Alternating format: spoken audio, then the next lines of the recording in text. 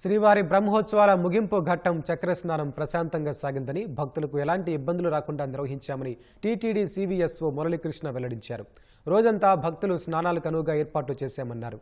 లక్షల సంఖ్యలో భక్తులు పాల్గొన్న బ్రహ్మోత్సవాల కోసం భద్రతా ఏర్పాట్లు పక్కాగా చేశామంటున్న సివిఎస్ఓ మురళీకృష్ణతో మా ప్రతినిధి కోర్మరాజు ముఖాముఖి. బ్రహ్మోత్సవాలు చక్రస్నానంతో పూర్తయ్యాయి. చక్రస్నానానికి సంబంధించి మొత్తం తిరుమల తిరుపతి దేవస్థానం విస్తృతంగా ఏర్పాటు చేసింది. అలాగే బయట ప్రాంతాల నుంచి వచ్చిన వాళ్ళు కూడాను ఈ రోజంతా ఈ పుష్కరిణిలో స్నానం చేసేందుకు అనుమతిస్తారు. దీనికి సంబంధించి ఏం ఏర్పాట్లు చేశారు, వాళ్ళు ఎలా రావాలి, ఏ రకంగా జరుగుతోంది అన్న దాన్ని సివిఎస్ఓ ప్రస్తుతం ఉన్నారు. సార్, ఇప్పుడు చెప్పండి, ఈ చక్ర స్నానం ఏ రకంగా జరిగింది, భక్తులు ఎంతమంది వస్తారని ఇంకా బయట వెయిట్ చేస్తున్నారు మీరు? ఓం నమో వెంకటేశాయ. ప్రస్తుతం చక్రస్నానానికి సంబంధించినటువంటి భక్తులందరూ కూడా విచ్చేసినటువంటి భక్తులందరూ కూడా పుష్కరిణిలో పవిత్ర స్నానం చేయడం జరుగుతోంది. దీనికి సంబంధించి రాత్రి నుంచే మనం విస్తృతమైన ఏర్పాట్ల జిల్లా పోలీసు యంత్రాంగంతో కలిసి ఏర్పాటు చేసుకోవడం, దానికి సంబంధించి పూర్తిగా భద్రతాపరమైనటువంటి కఠినమైనటువంటి చర్యలు తీసుకోవడం, రాత్రే పూర్తిగా గ్యాలరీస్ వీటికి సంబంధించినటువంటి భద్రతా సిబ్బందిని నియోగించడం జరిగింది. సో గ్యాలరీస్లో రాత్రి నుంచి ఉన్న వాళ్ళందరినీ కూడా కొద్ది సంఖ్యలో ఉన్న ఉదయాన్నే ఎక్కువ మంది వచ్చేటటువంటి సందర్భం కూడా చూసుకొని అందరినీ కూడా గ్యాలరీలో నింపుకొని ఒక పద్ధతి ప్రకారం ఆర్గనైజ్డ్గా పుష్కరిణిలోకి 5:30 సుమారు ఉదయం 5:30కి తీసుకోవడం జరిగింది.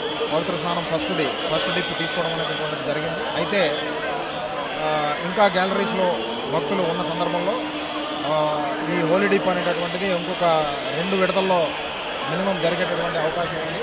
సో దీనిని అంతటినీ కూడా గేట్స్ దగ్గర ఉన్నటువంటి సిబ్బంది, గ్యాలరీస్లో ఉన్న సిబ్బంది, పుష్కరిణి గేట్ల దగ్గర ఉన్నటువంటి సిబ్బంది, పుష్కరిణి లోపల ఉన్నటువంటి సిబ్బందిని అందరూ కోఆర్డినేట్ చేసుకుని చేయడం, అలాగే fire department, SDRF, NDRF department వీళ్ళ ఆధ్వర్యంలో స్విమ్మర్స్ అందరినీ కూడా లోపల భక్తులకు ఏ రకమైనటువంటి అసౌకర్యం కలగకుండా ఉండే విధంగా పుష్కరిణిలో పెట్టడం, అలాగే బోట్స్ని కూడా అవసరమైతే ఉపయోగించుకోవడానికి బోట్స్ని కూడా సిద్ధం చేసుకుని పుష్కరిణిలో ఉంచడం, డీప్ డైవర్స్ని కూడా అవసరమైతే పరిస్థితి కోసం ఉపయోగించడం అనేటటువంటి. ఎంతమంది స్నానం చేస్తారని మీరు అనుకుంటున్నారు?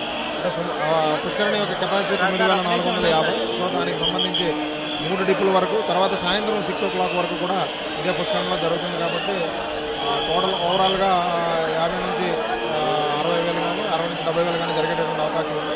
వచ్చేటటువంటి భక్తులకు సంబంధించి 6 గంటల వరకు ఎంతమంది వచ్చినా వాళ్ళందరి కోసం ప్రత్యేకమైనటువంటి భద్రతా చర్యలు తీసుకుంటాం. ఈ బ్రహ్మోత్సవాల్లో ఈ భద్రతా ఏర్పాట్లు, అలాగే ఈ బ్రహ్మోత్సవాల అనుభవం మీకు ఏ రకంగా ఉందన్నమాట? ఈ బ్రహ్మోత్సవాలు ఇదివరలో నేను ఇక్కడ అడిషనల్ ఎస్పీ తిరుమలగా చేయడం, బ్రహ్మోత్సవాల బందోబస్తులో కూడా పార్టిసిపేట్ చేయడం జరిగింది. దానికి సంబంధించి ఆ ఎక్స్పీరియన్స్ కూడా ఉపయోగపడి జిల్లా పోలీస్ యంత్రాంగంతో కూడా ప్రత్యేకమైన చర్యలు చేపట్టడం, ఆ దేవదేవుని సన్నిధిలో భక్తులందరికీ కూడా సేవ చేసేటువంటి భాగ్యం కలగడం అనేటువంటిది ఒక చాలా అద్భుతమైన అవకాశంగా నేను భావిస్తున్నాను. Thank you madam. ఇది సివిఎస్ఓ మనోగతం. కెమెరామెన్ శేఖర్తో కోర్మరాజు, ఈటీవీ న్యూస్, తిరుమల నుంచి.